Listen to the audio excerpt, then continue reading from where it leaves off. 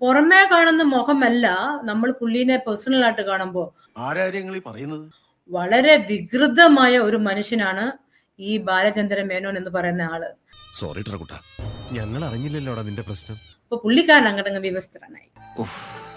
Romantic പറഞ്ഞോ. എന്നിട്ട് പുള്ളിക്കാരൻ അങ്ങ് മാസ്റ്റർബേഷൻ ചെയ്യാൻ തുടങ്ങി.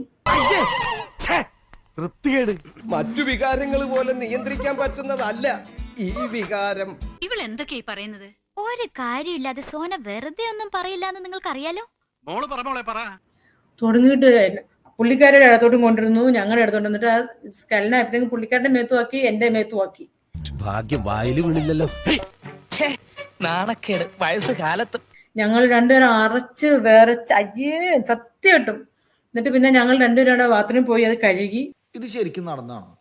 നോടാണെങ്കിൽ കേൾക്കാൻ നല്ല രസമുണ്ട്. ഒരു കാര്യം എനിക്ക് മനസ്സിലായി. ഇപ്പൊ എന്തിനൊരു ക്ലൂ ഉണ്ടല്ലോ. അപ്പൊ മേഡം ആരാണെന്നുള്ളൊരു ക്ലൂ കൊടുക്കാലോ. അതാണ് നീ പടക്കം. ഞങ്ങൾ രണ്ടുപേരും അറച്ച് വേറച്ച് അയ്യേ സത്യം കിട്ടും. പാവം ചേച്ചി വിഷമായി കാണും. ഈ പ്രണയമൊക്കെ പറയുമ്പോ ഒരു ഫീൽ ഉണ്ട്. ഒരു പെണ്ണാണ് പറയുന്നതെന്ന് തോന്നും. അങ്ങോട്ടൊന്നും ഒരു റൂമിലോട്ട് ഒരു കാര്യം പറയാണ്ട്. അപ്പൊ ഒരു കുട്ടിയുടെ ഒച്ചങ്ങടെ കേട്ടുകൊണ്ട് ഞാൻ ആ റൂമിൽ ചെന്നു.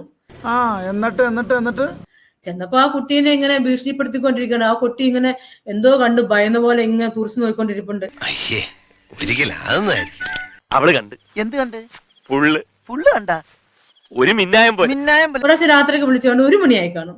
എനിക്ക് ദേഷ്യമൊക്കെ വന്നു. നമുക്കൊന്നും പറയാനും പറ്റത്തില്ല. ചെന്നപ്പോ കാണുന്ന എന്താന്നറിയോ? എന്താ കണ്ടത്? 3 പെൺകുട്ടികൾ ഇങ്ങനെ വിവസ്ത്രമായിട്ട് ഇങ്ങനെ ബെഡേ കിടക്കണം. ഇതെല്ലാം കൂടി നീ എങ്ങനെ മാനേജ് ചെയ്യും ഗോപാലേഷ? ഒന്ന് പോടാ. ഇദ്ദേഹം മാറി മാറി ഇങ്ങനെ ഇന്റർപോസ് ചെയ്യാണ്. എന്നാൽ ഈ ഉതുപ്പ് പ്രസിഡന്റിന് തന്നെ പറ്റിയേ കഴപ്പ്. ഈ തൊഴിലെന്ന് പറഞ്ഞാലുണ്ടല്ല, അത് എനിക്കൊരു ഹരമാണ്.